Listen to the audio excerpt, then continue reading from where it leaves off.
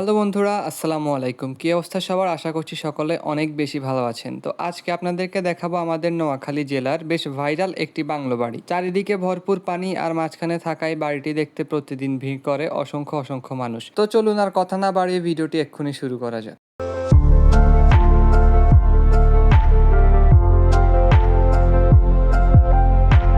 তো আজকে আমরা যে বাড়িটিতে যাচ্ছি এটি মূলত স্থানীয়দের কাছে হাওয়াই ভবন নামে পরিচিত।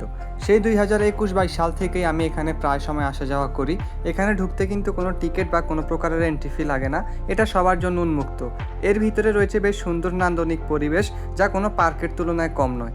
এই বাড়িটি মূলত নোয়াখালী জেলার চাটখিল উপজেলায় হাটপুকুরিয়ায় রমাপুর ইউনিয়নে আলহাজ মোহাম্মদ ইউসুফ সাহেবের তৈরি। বর্তমান সময়ে এই জায়গাটির জনপ্রিয়তা অনেক বেশি, বেশ দূর দূর থেকে মানুষজন এখানে ঘোরাফেরা করতে আসে।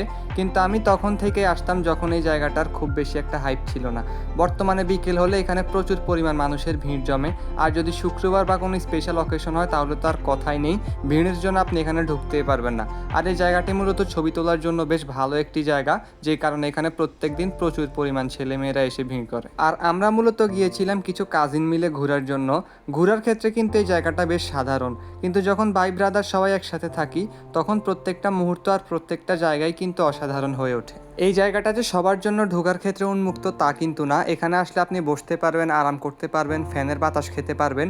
শুধুমাত্র আপনি আপনার মনুষ্যত্ব বজায় রেখে এখানের প্রাকৃতিক এবং সামাজিক পরিবেশের ভারসাম্যগুলো বজায় রাখবেন, এতটুকুই। আর আমরা তো এটা গিয়েছিলাম গরমের সময়, তাই পানি অনেক কম, কিন্তু কিছুদিন পরে যখন বর্ষার মৌসুম চলে আসবে তখন কিন্তু চারপাশে প্রচুর পরিমাণে পানি ভরে যায় এবং তখন কিন্তু দেখতে জায়গাটা আরও অনেক বেশি সুন্দর লাগে। গ্রামে গঞ্জের ভিতরের সাইডে কিন্তু দেখা যায় যে খুব ভালো বা সময় কাটানোর মতো সুন্দর জায়গা থাকে না, কিন্তু সেই ক্ষেত্রে এখানকার স্থানীয়রা কিন্তু অনেক বেশি আনন্দ করে এই জায়গায় এসে অনেক সময় কাটায়। আর চারপাশটা প্রাকৃতিক সৌন্দর্যে ভরে থাকার কারণে এখানে একবার ঢুকলে কিন্তু সহজে এখান থেকে বের হতে মন চায় না। তবে আমি বলবো এই জায়গার পিছনে আরও কিছু টাকা খরচ করে যদি জায়গাটাকে আর একটু উন্নত করা হয়, যেমন কিছু দোকান দেওয়া বা কোনো রাইডের ব্যবস্থা করা, সেক্ষেত্রে টিকিট ব্যবস্থা করলেও কিন্তু মানুষ টিকিট কেটে এখানে ঘুরতে আসবে। তো যাই হোক বন্ধুরা, সবকিছু মিলিয়ে এই ছিল আজকের ভিডিওটি ভালো লাগলে অবশ্যই লাইক এবং কমেন্ট করবেন এবং চ্যানেলে নতুন হলে সাবস্ক্রাইব করে দিবেন। আল্লাহ হাফেজ।